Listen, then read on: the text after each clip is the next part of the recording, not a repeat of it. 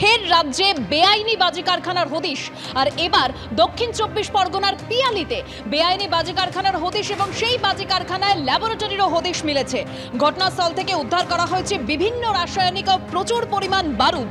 জীবনতলা থানার পুলিশ ও ক্যানিংয়ের এসডিপিওর নেতৃত্বে এই অভিযান চালানো হয় এবং সেখানে বেআইনি বাজি কারখানা থেকে গ্রেপ্তার করা হয়েছে ইতিমধ্যেই 9 জনকে।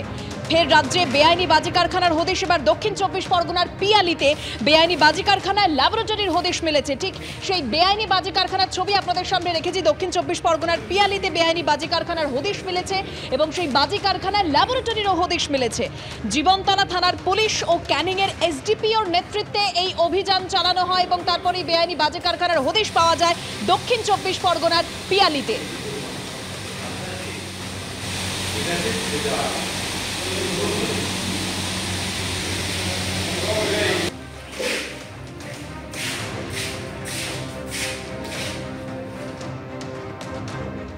অর্থাৎ আবার রাজ্যে বেআইনি বাজি কারখানার হদিশ মিলল। আর এবার দক্ষিণ চব্বিশ পরগনার পিয়ালিতে বেআইনি বাজি কারখানায় ল্যাবরেটরি রয়েছে। ঘটনাস্থল থেকে বিভিন্ন রাসায়নিক এবং প্রচুর পরিমাণে বারুদ পাওয়া গেছে। জীবনতলা থানার পুলিশ ও ক্যানিংয়ের এসডিপিও নেতৃত্বে অভিযান চলছে। কথা বলবো, আমাদের সঙ্গে রয়েছেন আমাদের প্রতিনিধি রঞ্জিত হালদার। রঞ্জিত, আমাদের মনে আছে পূর্ব মেদিনীপুরের খাদিকুলে বেআইনি বাজি কারখানায় বিস্ফোরণে 12টা প্রাণ চলে গিয়েছিল। এক্ষেত্রে ঠিক কি খবর পাচ্ছ? দেখো, পুলিশ গোপন সূত্রে খবর পেয়ে কিন্তু এই অভিযান চালায়। ক্যানিং এসডিপিও এবং জীবনতলা থানার পুলিশ যৌথভাবে এই অভিযান চালায়।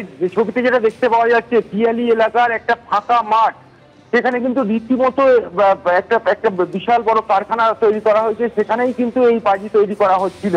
পুলিশ এই ঘটনায় ইতিমধ্যেই 9 জনকে গ্রেপ্তার করেছে। কিন্তু যেটা বিষয়, যে বাজি বেআইনি বাজি কারখানার পাশাপাশি যে পুলিশ ভিতরে গিয়ে যে ল্যাবের হদিশ পেয়েছে, সেখানে বিভিন্ন ধরনের কেমিক্যাল পাওয়া গিয়েছে। সেই বাজি কি শুধু এই কেমিক্যাল গুলো শুধু কি বাজি তৈরি করা হতো নাকি এর পিছনে অন্য কিছু তৈরি করা হতো, সেটা কিন্তু পুলিশের কাছে একেবারে প্রথম প্রশ্ন চিহ্ন হয়ে দাঁড়িয়েছে।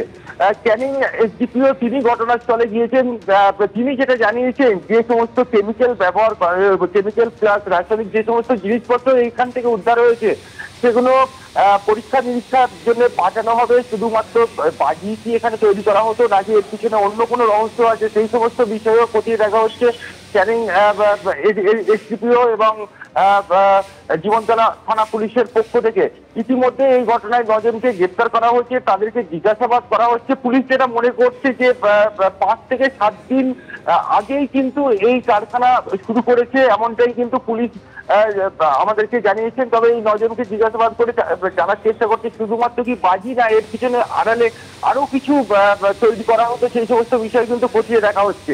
দেবস্মিতা, একেবারেই রঞ্জিত, অর্থাৎ পুলিশ যেটা মনে করছে যে 5 থেকে 7 দিন আগে এই বাজি কারখানা শুরু হয়েছিল, কিন্তু এই বাজি কারখানা থেকে ইতিমধ্যেই প্রচুর পরিমাণে রাসায়নিক এবং প্রচুর পরিমাণে বারুদ উদ্ধার করা হয়েছে। অর্থাৎ শুধু যে বাজি তৈরি হতো এখানে নাকি এর পেছনে অন্য কিছু তৈরি হতো, এ নিয়ে ধন্দে রয়েছে পুলিশ এ নিয়ে তদন্ত করছে। দক্ষিণ চব্বিশ পরগনার পিয়ালিতে বেআইনি বাজি কারখানার হদিশ মিলেছে এবার এবং ইতিমধ্যেই এই কারখানা থেকে 9 জনকে গ্রেপ্তারও করা হয়েছে। অর্থাৎ দুটো ছবি আপনাদের সামনে রেখেছে। একদিকে বেআইনি বাজি কারখানার হদিশ দক্ষিণ চব্বিশ পরগনার পিয়ালিতে, অন্যদিকে 9 জনকে ইতিমধ্যে গ্রেপ্তার করা হয়েছে এই কারখানা থেকে। আর এই বেআইনি বাজি কারখানায় ল্যাবরেটরিরও হদিশ মিলেছে। ঘটনাস্থল থেকে উদ্ধার করা হয়েছে বিভিন্ন রাসায়নিক এবং প্রচুর পরিমাণে বারুদ। জীবনতলা থানার পুলিশ ও ক্যানিংয়ের এসডিপিওর নেতৃত্বে এই অভিযান চালানো হয়। ফের রাজ্যে বেআইনি বাজি কারখানার হদিশ। দক্ষিণ চব্বিশ পরগনার পিয়ালিতে বেআইনি বাজি কারখানার হদিশ মিলল এবং সেখানে একটি ল্যাবরেটরি রয়েছে। ছবিতেই স্পষ্ট দেখতেই পাচ্ছেন বিভিন্ন রাসায়নিক প্রচুর পরিমাণে বারুদ মজুত রয়েছে।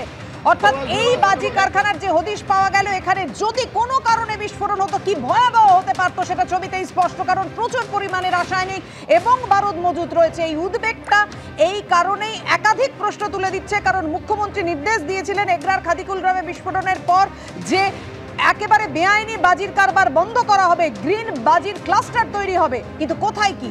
দক্ষিণ চব্বিশ পরগনার আবার যেটা খবর পাওয়া যাচ্ছে, বেআইনি বাজি কারখানার হদিশ মিলল দক্ষিণ চব্বিশ পরগনার পিয়ালিতে।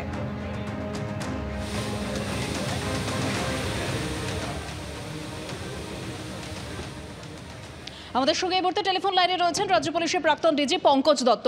পঙ্কজবাবু, যে খবর ইতিমধ্যেই পাওয়া যাচ্ছে যে দক্ষিণ 24 পরগনার পিয়ালিতে আবারও বেআইনি বাজি কারখানার হদিশ মিলেছে এবং আমরা আগেও দেখেছি পূর্ব মেদিনীপুরের খাদিকুলে এই বেআইনি বাজি কারখানার বিস্ফোরণে কি ঘটনা ঘটেছিল, আবারও সেই বাজি কারখানার হদিশ, বেআইনি বাজি কারখানার হদিশ।